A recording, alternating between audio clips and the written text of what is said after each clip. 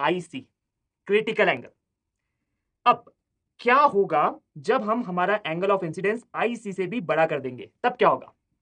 तब क्या हमारी लाइट रे रिफ्लेक्ट होगी? नहीं, तब हमारी लाइट रे रिफ्लेक्ट होगी। यहां पर angle of incidence is equal to angle of reflection, और अगर आप एंगल ऑफ इंसिडेंस को और इंक्रीज करेंगे तो एंगल ऑफ रिफ्लेक्शन भी इंक्रीज होगा। ओके, अब हमारी लाइट रे इस ऑप्टिकली डेंसर मीडियम में ही रह जाएगी। नाउ हम देखते हैं फॉर्मूला, काम का फॉर्मूला। तो आप देख सकते हैं हमारी लाइट रे आई क्रिटिकल एंगल पर और ये निकली r इक्वल टू 90 डिग्री पर। हम अप्लाई करेंगे स्नेल्स लॉ। हम बोलेंगे mu D refractive index of optically denser medium times sine of I C critical angle, this is equal to mu R times sine of 90 degree. Okay, और यहां से आपके पास आएगा I C, this is equal to sine inverse of 1 by mu relative, where mu relative is equal to mu d divided by mu r। तो ये है काम का formula for TIR, total internal reflection. अब टोटल इंटरनल रिफ्लेक्शन के बहुत सारे practical applications भी हैं, जैसे कि ऑप्टिकल फाइबर्स। यस, आजकल तो सब इंटरनेट चला रहे हैं धूम मचा करके ऑप्टिकल फाइबर्स की मदद से। So what will be the minimum angle of incidence such that total internal reflection occurs at both the surfaces.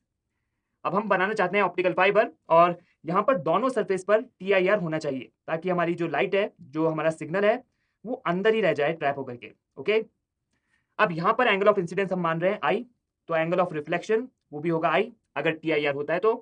And then the angle of incidence over here, what will be its value? यहां पर angle of incidence कितना होगा? वो होगा I. Yes, so this is what is happening.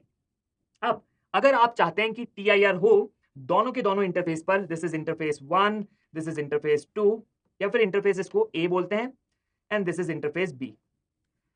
So we can say हमारा angle of incidence बड़ा होना चाहिए critical angle at interface A से, ताकि यहां पर TIR हो। और दूसरी जगह भी अगर आप TIR चाहते हैं, देन एंगल ऑफ इंसिडेंस, यहां पर एंगल ऑफ इंसिडेंस I है, this must be greater than critical angle at interface B also, right? Okay, अब देखिए I C A critical angle at interface A, इसकी वैल्यू होगी sine inverse 1 by mu relative A, और mu relative A आप निकाल सकते हैं। सो mu relative A, this is equal to refractive index of optically denser medium, which is 2, divided by refractive index of optically rarer medium, which is √2. So this is coming out to be √2. तो हमारे पास में ICA आया sine inverse of 1 by √2, and this is equal to 45 degrees, right? Okay, और इसी तरीके से आप mu relative B भी कैलकुलेट कर सकते हैं। वो होगा refractive index of optically denser medium, which is 2, divided by refractive index of optically rarer medium, which is √3. Okay, और अब हम बोलेंगे ICB critical angle at interface B, this is equal to sin inverse of 1 by mu relative, और mu relative आएगा 2 by √3, so √3 जाएगा ऊपर, and sin inverse of √3 by 2 ये होता है 60 डिग्री। सो बेसिकली इस वाली रिलेशन को आप देख सकते हैं दोबारा। We can say that I should be greater than 45 degree and I should be greater than 60 degree. अब दोनों इनइक्वालिटीज, इन दोनों को हम रिड्यूस कर सकते हैं to a single inequality common, वो हम बोलेंगे I must be greater than 60 degree. अगर ये सेटिस्फाइड है तो इनइक्वालिटी 1 तो सेटिस्फाई होगी ही होगी, इनइक्वालिटी 2 भी सेटिस्फाई होगी। ओके, और अगर आपका एंगल ऑफ इंसिडेंस 60 डिग्री से छोटा होता है, तब TIR दोनों सरफेसेस पर नहीं होगा। ओके, और अगर वो 45 डिग्री से भी छोटा होता है तो किसी भी सरफेस पर नहीं होगा। सो दिस इज द कंडीशन। तो हमें चाहिए था मिनिमम एंगल ऑफ इंसिडेंस, वो होगा 60 डिग्री से थोड़ा सा बड़ा। तो बेसिकली प्रैक्टिकली इस क्वेश्चन का आंसर हम लिखेंगे 60 degree. Now next question, a beam of light consisting of red, green and blue is incident on a right angled prism. The refractive index of the material of the prism for the red, green and blue wavelengths are 1.39, 1.44 and 1.47 respectively. The prism will. तो हमारे पास में refractive index given है for red, green and blue wavelength, और ये तीनों के तीनों आ रहे हैं। और यहाँ पर एंगल ऑफ इंसिडेंस ये है 45 डिग्री। क्या आप देख सकते हैं? Yes, we can see it clearly. ये वाला angle from the normal, this is looking out to be 45 degree, because हमारी जो लाइट रेज हैं ये बेस के पैरेलल है, and this angle will be equal to 45 degrees, तो दूसरा वाला एंगल भी 45 डिग्री होगा, हम देख सकते हैं। अब क्वेश्चन में पूछ रहे हैं कि प्रिज्म करेगा क्या? The prism will, option A, it will separate the part of red color from the green and blue colors. Option B, it will separate the part of blue color from red and green color. And option C says it will separate all the three colors from the other two colors. And option D, it will not separate even partially any color from other two colors. So these are the four options. Now हम देखते हैं कि actually total internal reflection की condition क्या है। हम जानते हैं टोटल इंटरनल रिफ्लेक्शन होता है when I, angle of incidence, is greater than critical angle IC। Okay, अब आप एक जनरल केस लीजिए जहां पर हमारी लाइट रे आ रही है ऐसे, और एंगल ऑफ इंसिडेंस है 45 डिग्रीज। सो अगर आप TIR चाहते हैं फॉर TIR, तब आप ये बोल सकते हैं कि एंगल ऑफ इंसिडेंस इस केस में which is 45 degree, this must be greater than critical angle, और क्रिटिकल एंगल को हम लिखेंगे sign inverse of 1 by mu. Okay, यहां पर जो आउटसाइड मीडियम है इसका रिफ्रैक्टिव इंडेक्स हम 1 ले रहे हैं।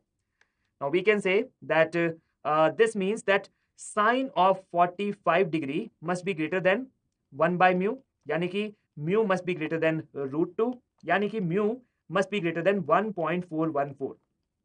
तो अगर म्यू 1.414 से बड़ा है तब जाकर के TIR होगा। If mu is less than or equal to 1.414, then no TIR. Okay, तो हमारे पास में दो केसेस आए। So this case means TIR, the other case means no TIR. Now let us see what are the refractive index. तो red colour के लिए refractive index है 1.39, तो ये 1.414 से छोटा है।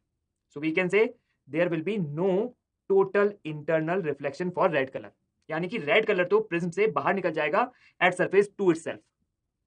और ग्रीन और ब्लू कलर के लिए आप देख सकते हैं इनका रिफ्रैक्टिव इंडेक्स 1.44 एंड 1.47, ये 1.414 से बड़ा है। So we can say TIR will happen for green colour and TIR will happen for the blue colour. तो ये दोनों रिफ्रैक्टिव इंडेक्स 1.414 से बड़े हैं। तो ग्रीन और ब्लू कलर सेकेंड सरफेस से बाहर नहीं निकलेंगे, वो रिफ्लेक्ट हो जाएंगे। तो आप देख सकते हैं रेड कलर ये ऐसे बाहर निकल गया, बाय रेड कलर, और ग्रीन कलर आया और यहां पर हुआ TIR एट सरफेस 2, और वो बाहर निकलेगा एट सरफेस 3। तो यहां पर जो एंगल ऑफ इंसिडेंस है this is 45 degree. Angle of refraction ये जो होगा, एंगल ऑफ रिफ्रैक्शन नहीं होगा, एंगल ऑफ रिफ्लेक्शन होगा, वो भी 45 डिग्री होगा, और ये वाला एंगल यहाँ पर 90 डिग्री होगा, यानी कि नॉर्मल के साथ में ये 0 डिग्री बनाएगा और सीधा का सीधा बाहर निकल जाएगा। और ऐसा का ऐसा होगा ब्लू कलर के साथ में, ये आगे जाएगा, और ग्रीन जैसे ही TIR इसके साथ में होगा और फिर ये सरफेस 3 से बाहर निकल जाएगा सीधा। सो रेड कलर यहां पर सेपरेट हो गया, और प्रिज्म का काम था to separate red colour, it separate the part of red colour from green and blue colours. तो इस तरीके से आप TIR को यूज करके कलर्स को सेपरेट भी कर सकते हैं। This is very useful. अब हम आगे बढ़ते हैं, तो हमारा अगला कंसेप्ट है कंसेप्ट ऑफ प्रिज्म। अब प्रिज्म के केस में मैं आपको दो फॉर्मूला याद दिलाऊंगा, उन दोनों फॉर्मूलाज को आपको हमेशा याद रखना है। This is very important.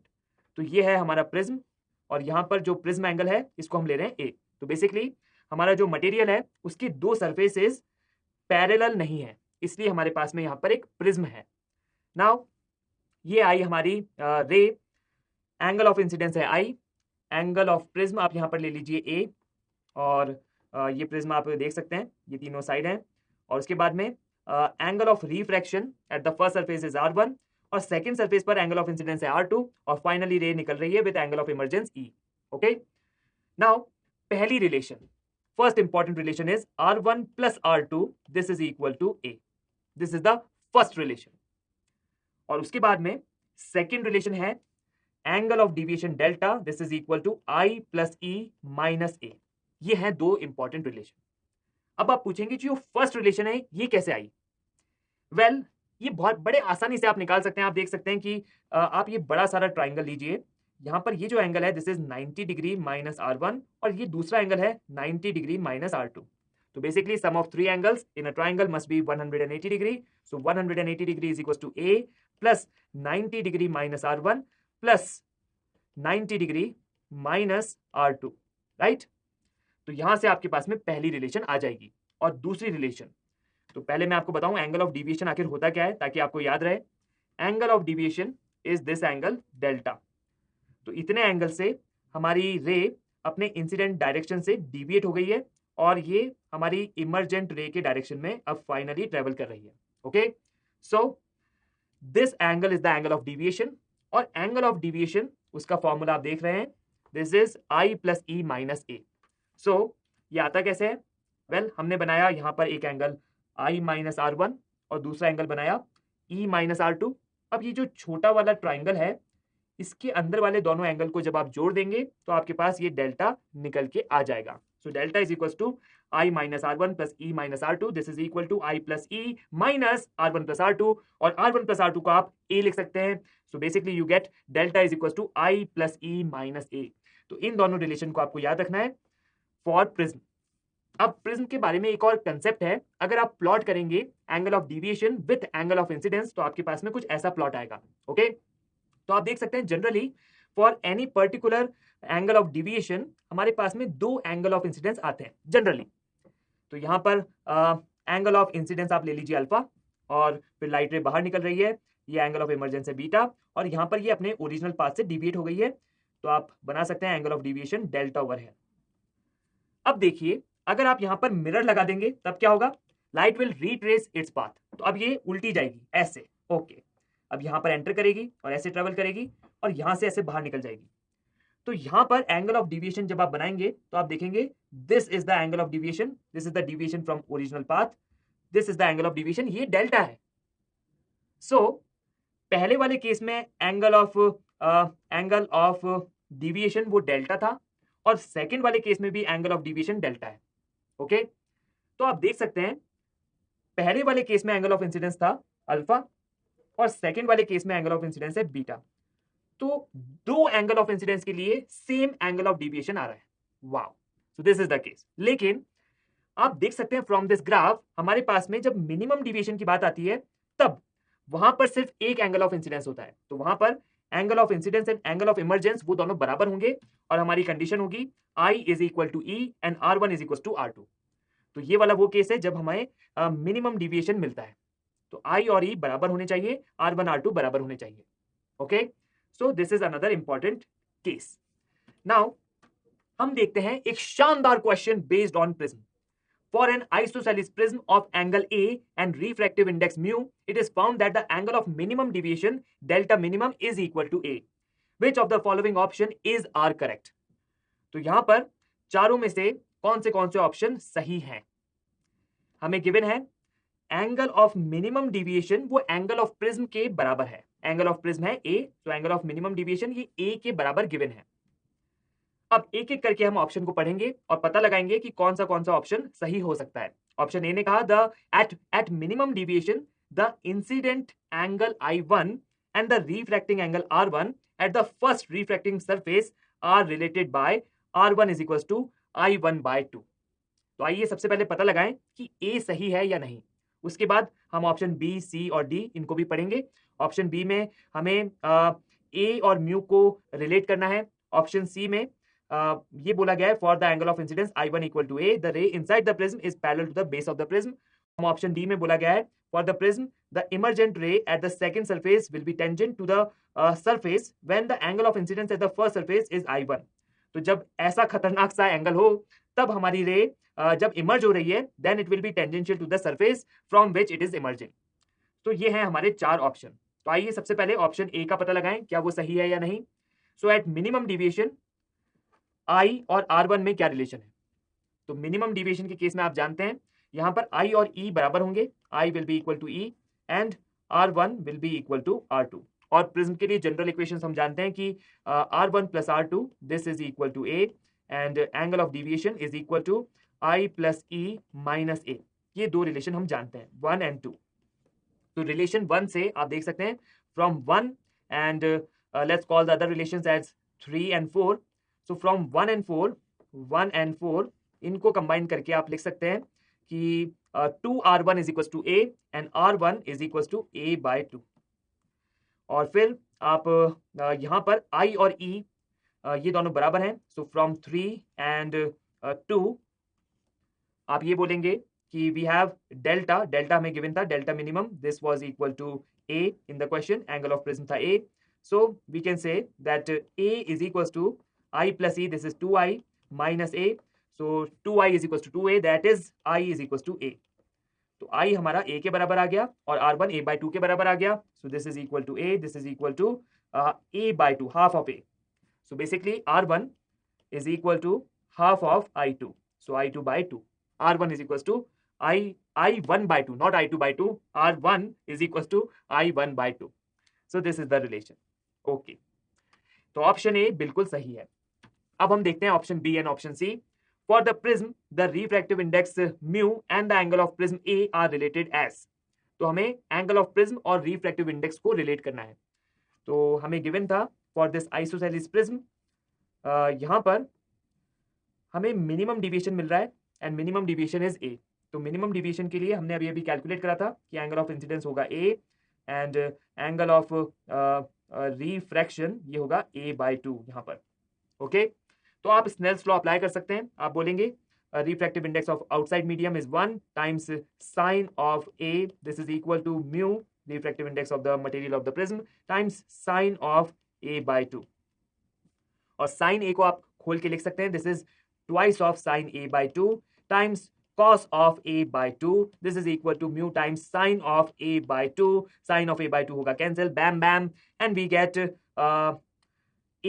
is equals to twice of cos inverse and we have yes mu by 2. okay so this is a. और हमें ऑप्शन में गिवन है it is half cos inverse mu by 2. तो ये option B गलत होगा. Now what about option C. हमारा जो प्रिज्म था ये था आइसोसेलेस प्रिज्म, यानी कि ये वाले जो दो एंगल थे ये बराबर गिवन थे. So for the angle of incidence I1 equal to A. जब हमारा एंगल ऑफ इंसिडेंस ए के बराबर होगा, वो है इस केस में, और इस केस में मिनिमम डिविएशन होगा. So for this case when I1 is equal to A the ray inside the prism is parallel to the base of the prism. तो ये वाली जो रे है इनसाइड द प्रिज्म, क्या ये बेस से पैरेलल है? बिल्कुल पैरेलल है, क्योंकि हम जानते हैं यहाँ पर R1 एंड R2 ये दोनों बराबर होंगे. ये दोनों के दोनों a by 2 हैं यहाँ पर, और ये वाले जो दो एंगल होंगे ये दोनों भी बराबर होंगे. अगर ये वाला एंगल इज इक्वल टू ये वाला angle, then we can see at the base also this angle is equal to this angle. So ये वाली light ray inside the prism is parallel to the base if this is isosceles prism. So option C is true. और last वाला option जिसमें हमें खतरनाक angle of incidence I1 given है, और इस एंगल ऑफ इंसिडेंस के लिए हमें ये पता लगाना है कि क्या हमारी emergent ray perpendicular to the normal emerge होगी या नहीं. तो आइए यहां से हम देखें कि अगर हमारी ray perpendicular to the normal emerge होती है तो उस केस में ये R2 क्या होगा? This angle R2 will be what? तो आप बोलेंगे स्नेल्स लॉ अप्लाई कर देते हैं. स्नेल्स लॉ तो हमें आता है. So we will say refractive index of the material of the prism mu times sine of R2. this is equal to refractive index of the outside medium which is 1 times sine of 90. so sine of 90 ये होता है 1, और वहां से आप देख सकते हैं we get sine of R2 as 1 by mu. तो sine of R2 आ गया. और मजाक में आप cos of R2 भी बता सकते हैं. what will be cos of R2? चलिए बताइए. आप बोलेंगे it is whole under root of 1 minus sin square R2, और sin square R2 होगा 1 by mu, और sin square R2 होगा 1 by mu square. so हमने cos R2 की भी वैल्यू मजाक में निकाल ली. ठीक है, सीरियसली नहीं लेना इसको. अब हम बात करते हैं स्नेल्स लॉ एट सरफेस 1. तो यहां पर एंगल ऑफ इंसिडेंस है I और एंगल ऑफ रिफ्रैक्शन है R1. ओके अब आप R1 और R2 में एक रिलेशन जानते हैं. अगर हमारा एंगल ऑफ प्रिज्म A है then we can say R1 is equal to A minus R2, क्योंकि R1 प्लस R2 A के बराबर होता है. Then R1 is equal to A minus R2. ठीक है, अब हम स्नेल्स लॉ अप्लाई करते हैं एट सरफेस 1. हम बोलेंगे with different colour that we have 1 times sine of I is equal to mu times sine of R1 and R1 is equal to A minus R2, right? Okay, अब आप इसको थोड़ा सा expand कर सकते हैं। आप बोलेंगे sine of I is equal to mu times, अब आप जब इसको खोलेंगे sign of A minus R2 तो आपके पास में आएगा sine A cos of R2 times minus cos of A times sine of R2, right? Okay, अब देखिए कॉस R2 क्या है ये आप जानते हैं, साइन R2 क्या है ये भी आप जानते हैं, और इसके अलावा ये म्यू क्या है ये भी आप जानते हैं। म्यू हमने निकाला था पहले, यहां पर हमने म्यू निकाला था, mu, this mu came out to be twice of cos of A by 2, right? So mu was twice of cos of A by 2, तो इसको हम ध्यान में रखेंगे। So mu was twice of cos of A by 2, तो ये है mu. Okay, तो फाइनली हम यहां से देख सकते हैं हमारे पास आया sine of I, this is equal to mu times, हमने लिखा साइन ए, उसके बाद में cos R2 को हमने लिखा whole under root of mu square minus 1 divided by mu, और उसके बाद में माइनस कॉस ऑफ ए, फिर साइन R2 को हमने लिखा 1 बाय म्यू, और फिर हम देख सकते हैं दिस म्यू कैंसल्स आउट, बैम, तो म्यू खा गया एक दूसरे को, और उसके बाद में आप देख सकते हैं this I is coming out to be sine inverse, फिर हमारे पास में है सबसे पहले साइन ऑफ ए, और उसके बाद में होल अंडर रूट ऑफ, अब म्यू स्क्वायर क्या होगा, म्यू है 2 cos A by 2, तो म्यू स्क्वायर होगा 4 cos स्क्वायर A by 2, फिर हमने माइनस 1 करा, उसके बाद में है minus cos of A। Wow, this is incredible, और ये की यही चीज हमारे पास में यहां पर ऑप्शन में लिखी है, राइट? ओके, तो ये है हमारा एंगल ऑफ इंसिडेंस। जब हमारे पास में ऐसा एंगल ऑफ इंसिडेंस होगा तो हमारी इमर्जेंट रे 90 डिग्री पे निकलेगी from the normal. So option D is also correct. तो बेसिकली हमने देखा कि option A, C and D, these three are the correct answers for this question. तो ये था प्रिज्म पर बेस्ड एक शानदार बेहतरीन क्वेश्चन, इसने बहुत सारी चीजें हमें रिवाइज करवा दी फिर से। नाउ हम आगे बढ़ते हैं। सो this is a question based on refraction at curved surfaces.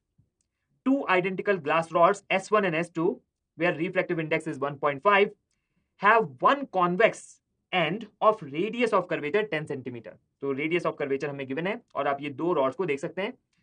They are placed with the curved surfaces at distance D as shown in the figure. तो इनके बीच में जो gap है वो है distance D का, this is air gap. And when point source of light P is placed inside rod S1, तो ये है हमारा point source, on its axis at a distance of 50 centimeter from the curved face, the light rays emerging from it are found to be parallel to the axis inside S2. The distance D is, तो basically यहां से कुछ light रे emerge हुई है, ये वाली light रे तो सीधी जाएगी श्यू, और ये वाली लाइट रे ऐसे आई श्यू, और इसके बाद में ये रिफ्रैक्ट होगी ऐसे आई, यहाँ पर हमारा हमारी image I, and this image will act as an object for the second refraction at the second surface. तो ये वाली लाइट रे ऐसे गई, and then there is refraction, और ये जो फाइनल लाइट रेज हैं ये सब पैरेलल निकल रही हैं। तो हमें बताना है what is this distance D, this is the question, और ऑब्जेक्ट था 50 सेंटीमीटर फ्रॉम दिस सरफेस। सो इस क्वेश्चन को सॉल्व करने के लिए सबसे पहले हम निकालते हैं ये इमेज की location when refraction happens over here. तो formula is μ2 divided by v minus μ1 divided by u is equals to μ2 minus μ1 divided by r। This is the formula for refraction at curved surfaces. अब बात यह है कि μ2 क्या होता है और μ1 क्या होता है। देखिए, इंसिडेंट लाइट रेज जिस भी मीडियम में ट्रेवल कर रही हैं उसको हम बोलेंगे मीडियम 1। तो इंसिडेंट लाइट रेज आप देख रहे हैं कि वो ट्रेवल कर रही हैं in this medium S1, right? तो यहां पर रिफ्रैक्टिव इंडेक्स μ1 होगा 1.5, और जो दूसरा वाला मीडियम है उसका रिफ्रैक्टिव इंडेक्स है 1, so this will be μ2, this is air, so we can say μ2 which is 1 divided bye, अब हम यहां पर लिखेंगे v1 minus μ1 which is 1.5 divided by u।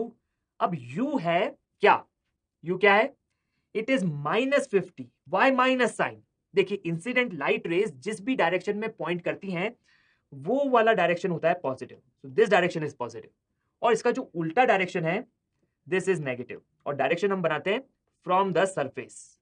Okay, तो जो पॉजिटिव साइड है वो आगे की तरफ एयर की तरफ है, और जो नेगेटिव साइड है वहां पर हमारा ऑब्जेक्ट रखा है, तो ऑब्जेक्ट डिस्टेंस वो होगा -50 सेंटीमीटर, तो हमने यहां पर -50 लिखा।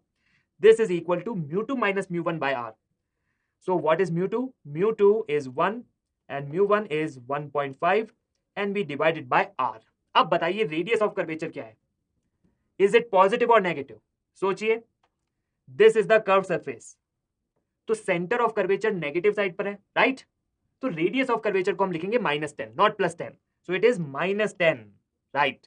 तो यहां से हमारे पास में v1 आएगा, और जब आप कैलकुलेट करेंगे तो आप देख सकते हैं we are getting 1 by v1 minus हमारे पास आया actually +3 by 100, and then this is equal to we have 1 by 20। So basically we are getting v1 as 100 divided by 5 minus 3 which is 50. So 100 divided by 2 is 50. So this is v1. तो calculation वगैरह के करने के बाद में हमारे पास में v1 आया 50. This distance is 50. अब हम फॉर्मूला अप्लाई करेंगे over here for this second surface. अब देखिए यहां पर μ2 क्या होगा और μ1 क्या होगा। अब हमारा जो इमेज बना था पहले, this will act as an object, तो इंसिडेंट लाइट रेज अब इस ऑब्जेक्ट से आ रही हैं to the second surface, right? Okay, तो हमारा पहला रिफ्रैक्शन ऐसे हुआ और ये लाइट रे ऐसे आई रिफ्रैक्ट होकर के, and this is now incident light रे, और जो इंसिडेंट लाइट रे जिस मीडियम में ट्रेवल करती है उसको हम बोलते हैं मीडियम 1। तो यहां पर μ1 होगा, μ1 for the second refraction, this is equal to refractive index of air which is 1, और μ2 होगा 1.5, बस ये अंतर होगा। और एक और अंतर है, यहां पर जो रेडियस ऑफ कर्वेचर है वो पॉजिटिव होगा, because centre of curvature is lying on the positive side, तो incident light ray positive direction की तरफ जाएगी, this is positive side and this is negative side.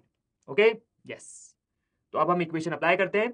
So we will से μ2 विच is 1.5 divided bye v2, और v2 क्या है, infinity, because light rays parallel हो गई हैं और इंफिनिटी पे जाके मिलेंगी, so we can say infinity minus μ1 which is 1 divided by u। What is u? u we don't know, और इसको हम लिखेंगे u2, and this is equal to μ2 minus μ1, so 1.5 minus 1 0.5 divided by r, and r is +10. okay, so this is +10, और यहां से हम u2 निकाल सकते हैं। u2 we can see it carefully, u2 is coming out to be -20, right? okay, यानी कि इस सरफेस से 20 सेंटीमीटर पीछे ये पॉइंट है, दिस इज 20 सेंटीमीटर। तो अब हम ये डिस्टेंस d कैलकुलेट कर सकते हैं। This distance d is nothing but 50 + 20, this is equal to 70 centimetre. This is the answer for this question. So finally हमने यहां पर formula for refraction at curve surfaces apply करा, and we get d is equal to 70 centimetre. Option B is the correct answer for this question. तो इस क्वेश्चन ने हमको बड़ा ही शानदार फॉर्मूला रिवाइज करा दिया। इस क्वेश्चन से हमने सीखा कि फॉर्मूला में μ1 क्या होता है, μ2 क्या होता है। याद ये रखना है कि μ1 is the refractive index of that medium in which incident light rays are travelling. बस इतनी सी बात, और वो फॉर्मूला भी आपको याद रहना चाहिए। Now let's move on to next question. This question is based on magnification in case of lenses. The focal length of thin biconvex lens is 20 centimetre. तो ये है बाइकॉन्वेक्स लेंस और इसकी फोकल लेंथ हमें गिवन है 20। When an object is moved from a distance of 25 centimeter in front of it to 50 centimeter, the magnification of its image changes from M25 to M50. So find the ratio M25 divided by M50. तो यहाँ पर हमें magnification के ratio क्यों निकालना है। What is the ratio of magnification? So in this case, we can say that initially our object was at 25 centimeter, focal length है 20 centimeter. तो यहाँ पर 20 सेंटीमीटर पर फोकस होगा और जो दूसरा वाला फोकस है ये भी 20 सेंटीमीटर पर होगा. Okay, so we can see that our object is beyond the focus. अब जो इमेज बनेगी उसके लिए कुछ इमेज डिस्टेंस होगा and we can say the magnification is equal to v by u. Right, this is the formula. और lens के case में एक और फॉर्मूला होता है 1 by v minus 1 by u is equal to 1 by f, यानी कि v is equal to u f divided by u plus f. This is the shortcut and you can say magnification shortcut is v की value जब आप put करेंगे तो आपके पास आएगा f divided by u plus f. सब कुछ हमें साइन के साथ में पुट करना है. तो अब आप M25 निकाल सकते हैं और M50 निकाल सकते हैं और उसके बाद में क्वेश्चन को सॉल्व कर सकते हैं. सो M25 ये किसके बराबर होगा? This is equal to F which is 20 divided by U plus F. So U, what is U? U is -25, right? -25 plus F is 20. तो इसके लिए जो फोकस होता है वो पॉजिटिव साइड पर होता है. जब पैरेलल लाइट रेज आती हैं तो वो फोकस पर मिलती हैं ऐसे. Okay, yes. Now we can see that M25 is coming out to be 20 divided by -5. और इसी तरीके से आप M50 निकाल सकते हैं. जब हम U को रखेंगे -50 तो आप देख सकते हैं M50 is 20 divided by -50 plus 20. So this is coming out to be 20 divided by -30. So M25 divided by M50, this is equal to 30 by 5. This is equal to, we can see 30 divided by 5, this is equal to 6. Is this the case? Well, very interesting. The ratio of magnification is 6. तो जैसे जैसे हम 25 से 50 की तरफ आए तो magnification हमारा कम हो गया. Yes, so this is what is happening. So magnification at 25 centimeter is greater than magnification at 50 centimeter. और आप जानते हैं जैसे जैसे हम इन्फिनिटी की तरफ जाते हैं तो हमारी जो इमेज होती है वो फोकस की तरफ आती है और छोटी होती रहती है. So this is the case. Now let us move to another question. और इस वाले क्वेश्चन में हम बहुत सारे फॉर्मूला एक ही क्वेश्चन में एक साथ रिवाइज करेंगे. The image of an object formed by a plano convex lens at a distance of 8 metre from the lens is real. So ये है हमारा प्लानो कॉन्वेक्स लेंस और जो इमेज बन रही है that is at a distance of 8 metre from the lens and it is real and it is 1/3 times the size of the object. तो image है रियल तो उल्टी बनेगी and it is of 1/3 times the size of the object. तो object हमारा बड़ा सा था. This is our object.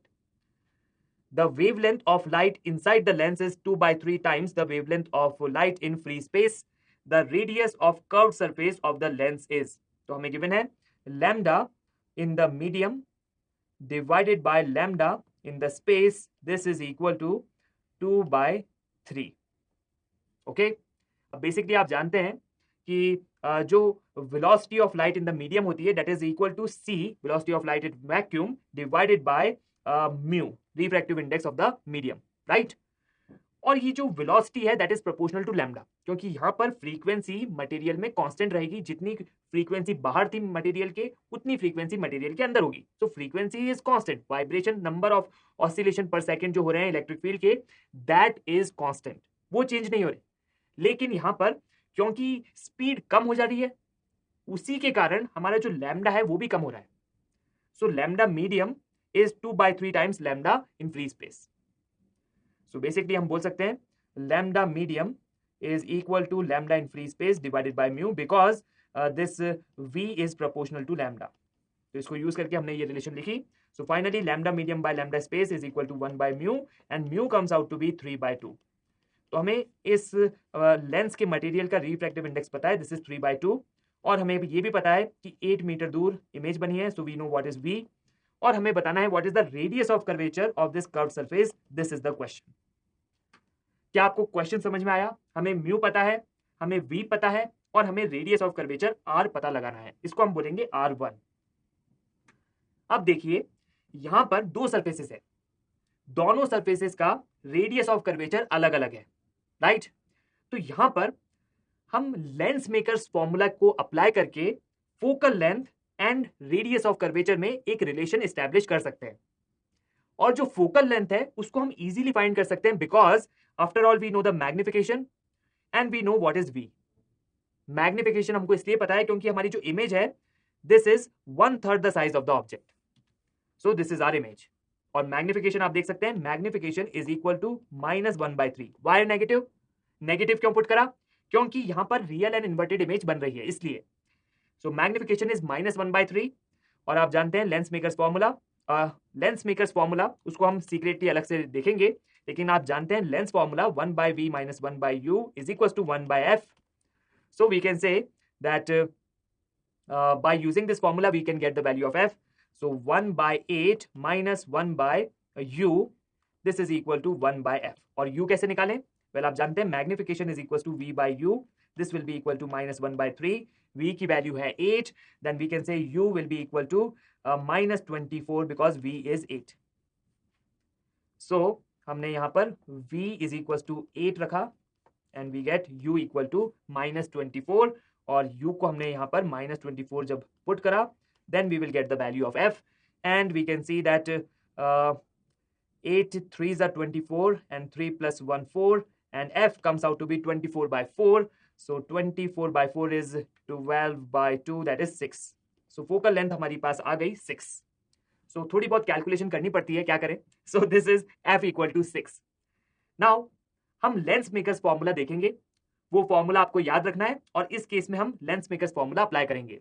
बस आप ये देखिए, we came out with the result f equal to 6.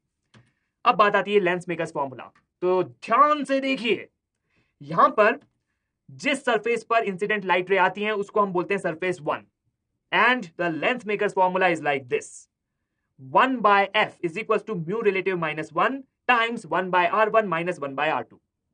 r1 क्या है? सरफेस 1 का रेडियस ऑफ कर्वेचर। r2 क्या है? सरफेस 2 का रेडियस ऑफ कर्वेचर। ओके, और म्यू रिलेटिव क्या है? This is mu of material of the lens divided by mu of the material of the medium. This is mu relative. तो इस फॉर्मूले को हमें याद रखना है। अब हम इस केस में इस फॉर्मूले को अप्लाई करेंगे।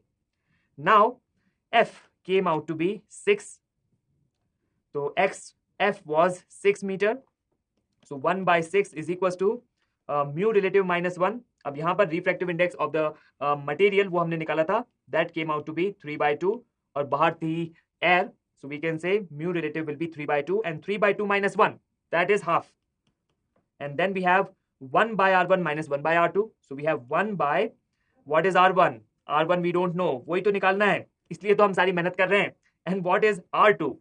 well, आप देख सकते हैं ये जो दूसरी सरफेस है ये एकदम फ्लैट है, तो रेडियस ऑफ कर्वेचर होगा इंफिनिटी। यस, सो यहां से हमारे पास में r1 आया, r1 came out to be 12. oh no, not 12, it came out to be 6/2, that is 3. so r1 is equals to 3 meters. So this 3 meters, option C is the right answer for this question. तो इस question में हमने क्या सीखा? हमने सीखा lens makers formula. Lens makers formula है 1/f is equal to what? mu relative -1 times 1/r1 minus 1/r2. This is the lens makers formula. इस क्वेश्चन ने हमें लेंस मेकर्स फॉर्मूला अप्लाई करना सिखाया, and option C is the right answer for this question. तो आज पूरे discussion में हमने बात करी लेंस मेकर्स फॉर्मूला की, हमने बात करी रिफ्रैक्शन एट कर्व सरफेसेस की, इसके अलावा हमने प्रिज्म पर क्वेश्चन देखे, टोटल इंटरनल रिफ्लेक्शन रिवाइज करा। So I wish you all the luck, stay healthy and keep learning. Bye bye.